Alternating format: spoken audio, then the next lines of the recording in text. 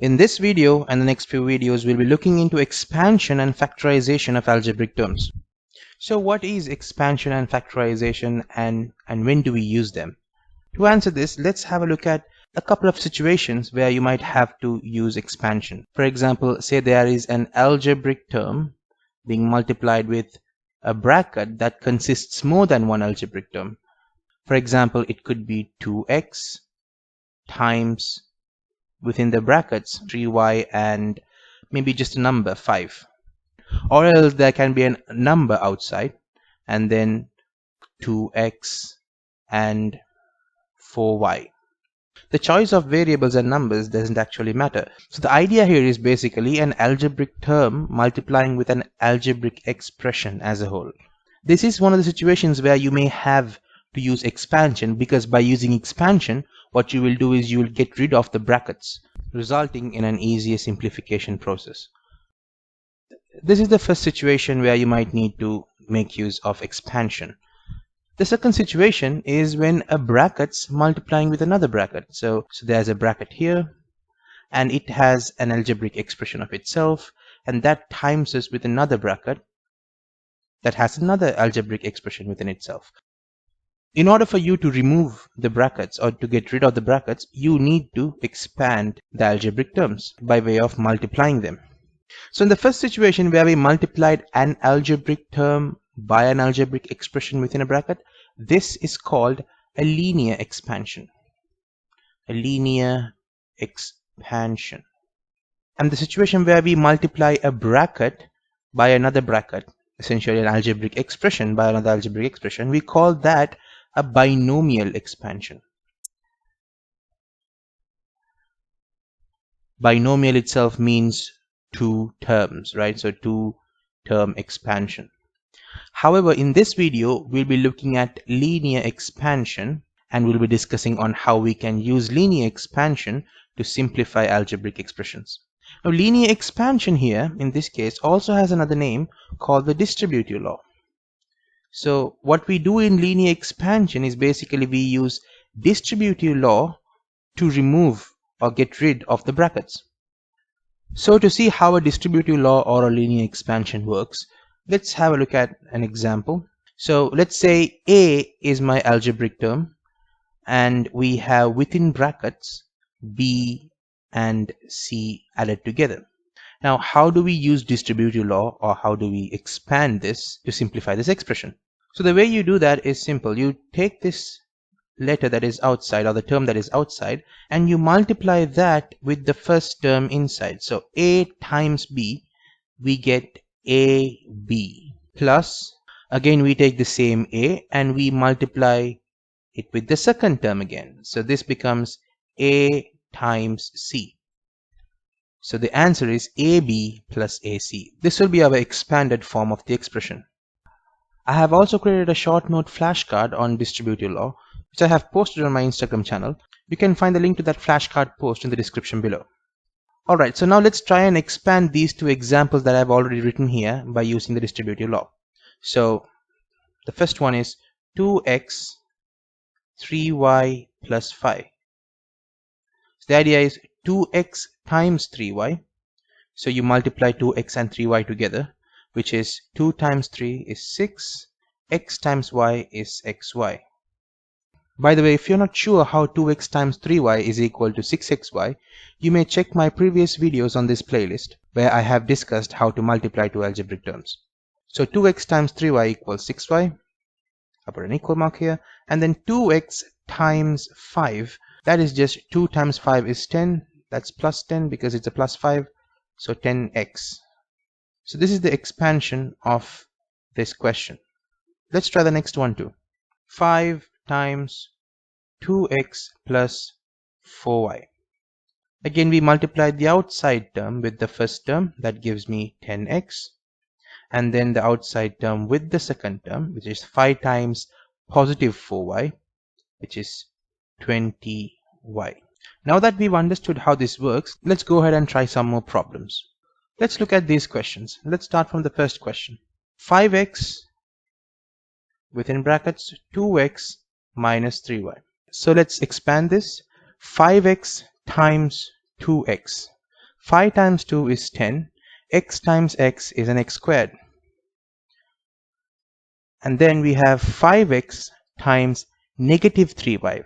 5 times negative 3 is negative 15. X times y is xy.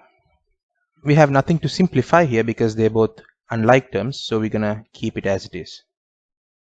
Let's go to the second question. 2 times 3x minus 2 plus 3 times x minus 2. You can pause the video and try these questions out by yourself and then resume it to see how it's done. So let's simplify this. 2 times 3x, that is 6x, and 2 times negative 2, that is negative 4. Let's put the equal sign here. So if you see here in this question, there is two expansions. The first expansion is what I just did, and the second expansion is this. So plus 3 times x, that is plus 3x, and plus 3 times negative 2, that is negative 6. Observe that now we do have like terms here. 6x and plus 3x, these two are like terms. So we can write them together as 6x plus 3x, that is 9x. Negative 4 and negative 6, these two are constants. So you can put them together. Negative 4, negative 6 is negative 10.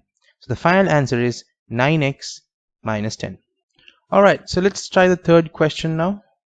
Third question, okay, that goes 7x plus 5 minus 3x minus 4. In this question, the expansion is only observed here because that's where the bracket is, and there is no more expansion before that. So I'm going to rewrite the algebraic terms before as it is. So that's 7x plus 5. And now let's expand. And when expanding, keep in mind that you're expanding by a negative 3 here. This is not just a 3, it's a negative 3. So negative 3 times x, that is negative 3x, and negative 3 times negative 4, that is positive 12. Now let's look for like terms here, and we do have like terms. 7x and negative 3x, they are like terms. So 7x minus 3x, that is positive 4x. And then plus 5 and plus 12 are like terms. Together it becomes plus 17. And that is the final answer. Let's look at the fourth question. P times 4p plus 5r plus 2r times 6p plus r. Again, there are two different brackets here. So there is two separate linear expansions or two separate distributive laws. So let's simplify this. The first one is p multiplying the first bracket. So p times 4p, that is equal to 4p squared, that is 2 p's multiplying. And then we have p times 5r, that gives me an answer 5pr. And then our second expansion is plus 2r. So plus 2r times 6p, that gives me 6 times 2 is 12pr. And then 2r times r, that is 2r squared. Now that the expansion is done, let's simplify it further by adding the like terms together. So we see a pair of like terms, which is 5pr and 12pr. They are the only pair of like terms we have, and everything else is unlike terms. That is equal to 4p squared, and this 5pr and 12pr together becomes 17pr plus 2r squared. There is no more like terms, so this is the final answer. Finally, for the very last question, we have the fifth question. So the fifth question says 3x squared minus, open bracket, x minus 3y. Observe now that there is nothing being multiplied with the 3x squared. So the 3x squared is not involved in any distributive law here. So this 3x squared will stay as it is.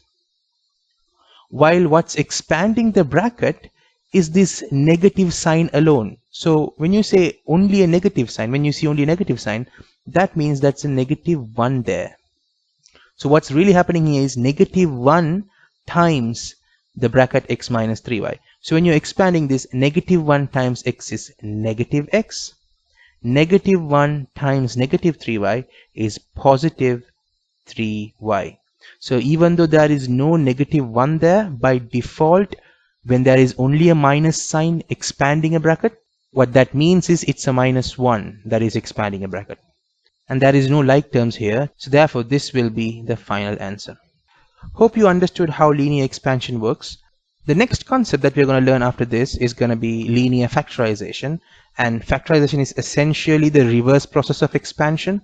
It takes an expression and tries to put them back to brackets again, and we will discuss about the idea of factorization in our next video.